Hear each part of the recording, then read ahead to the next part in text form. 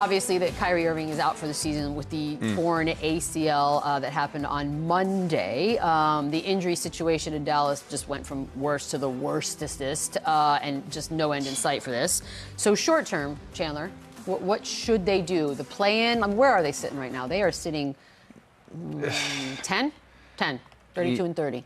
This is what I was saying yesterday about the Phoenix Suns, how every game matters. The only hope they have is the Dallas Mavericks now shutting down Anthony Davis.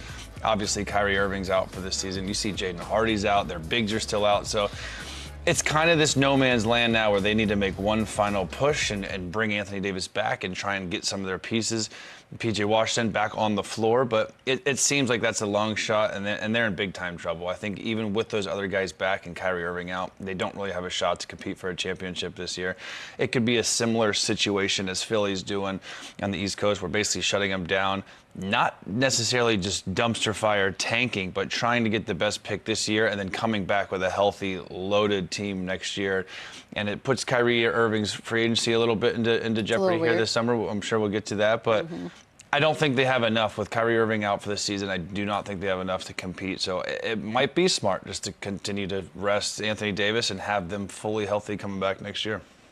What do you think? And we'll get to Anthony Davis, too, because Shams had a report on that as well yesterday. What do you think?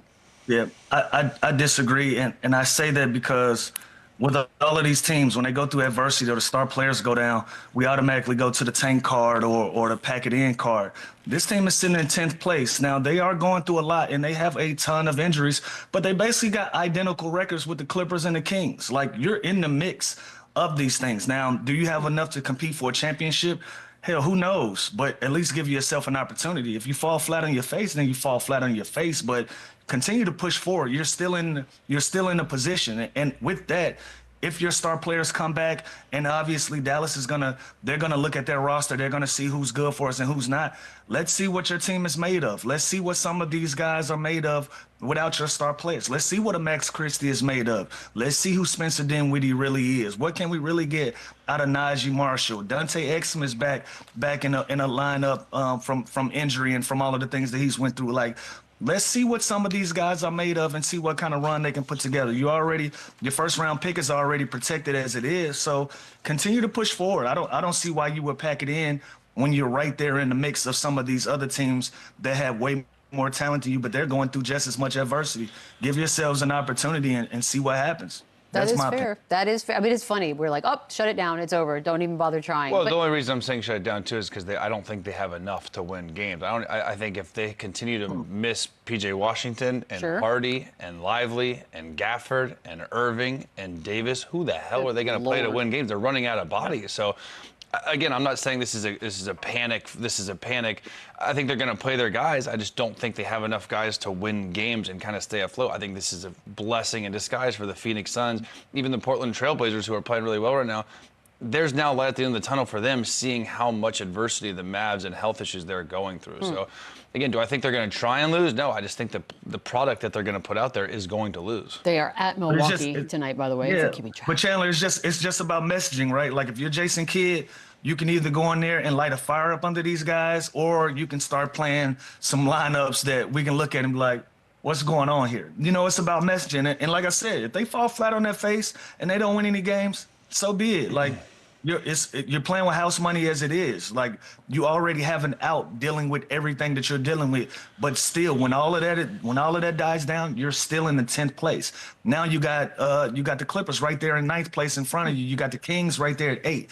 You're in the mix. Some of these teams are going through things as well. So if they can put a 2-3 game run together right here with these guys, depending on scheduling, I don't know who they got on their schedule, they might can find themselves in a 7 or 8 seed by the end of the week if they do this thing right. So it's hard for me to just say pack it in because you don't have some of these guys. And like you said, who are you going to play? Well, let's figure it out. Let's see who's worth keeping, and let's see who really wants to compete and give themselves an opportunity to stay on this roster. And you know what's interesting? They're going to tell us, because is Anthony Davis coming back or not? So that's the thing. That's the tell-all. Yeah. And again, you know what's interesting? We keep saying they're in the 10 seed. 2 years ago, without this play-in tournament, I think that would have made this decision easier to shut it down. Now this whole play-in tournament kind of gives them hope to, okay, we get in this tournament, anything can happen. It buys us another week to get these guys healthy. So this is another advantage to the play-in, to where now there's 10 teams with hope, in that 6 to 10 range, not just an 8-man, playoff team. Also, in fairness, those other guys, they deserve a chance. It's their jobs too. Just because Kyrie and AD, Absolutely. and that's where we are now. Because the report came out yesterday via Shams that Anthony Davis and his representatives are going to have to sit down and have a pretty difficult conversation on whether or not the one game, the 3 quarters that we saw him in a Mavs uniform, will be it for this season. Now, even if he does sit out, Lou, I still think everything that you just said pertains, right? Like, everybody that's left to play still wants to do their jobs and try. Like, there's no reason to just give up, as we so flippantly say in this business. What do you think, though, at the idea that he might just be done for the season? If this is something serious, they should take a note out of the Joel Embiid notebook and say, let's pack it in and let's figure this thing out. Let's get healthy and let's get it back to as close to 100% as we can get. However, if this is something that can heal and he feels like he can go out there and add something to the team, I think he should put his uniform on and go out there and compete. As much press as Nico is getting, as much bad press as he's getting, AD has a history of injury. And for the fan base in Dallas to only see him for 3 quarters, they still want to know what he's made of. They still want him to kind of, I don't want to say prove himself, because we know exactly who Anthony Davis is and what he brings to the table, but he has to become part of this fraternity in Dallas as well, where this fan base can trust him moving forward as well. So if he's healthy, I say you go out there and compete and give yourself a chance to win games and put Dallas in the best position possible. But if this is something that you're going to go out there limping around, trying to be tough and trying to tough through it, and you're not giving yourself the best opportunity to go out there and do that, I say you pack it in and we look forward to next year.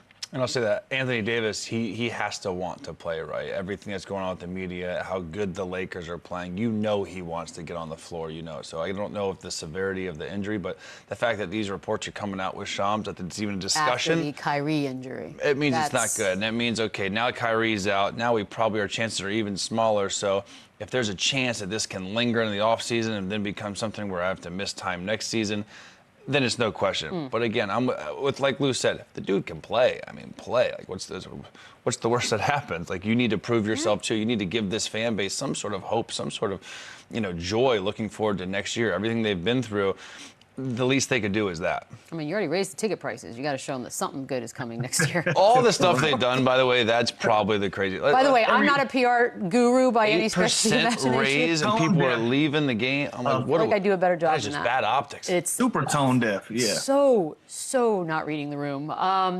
Kyrie is in his 14th season. You mentioned what he was up for contract-wise. He's going to be 33 at the end of this month. What does all of this mean timing for him? I think he has 2 options. I think he can either opt in for his $45 million contract, be 33 years old, and kind of prove himself yet again, which is crazy, the fact that Kyrie Irving might have to prove himself.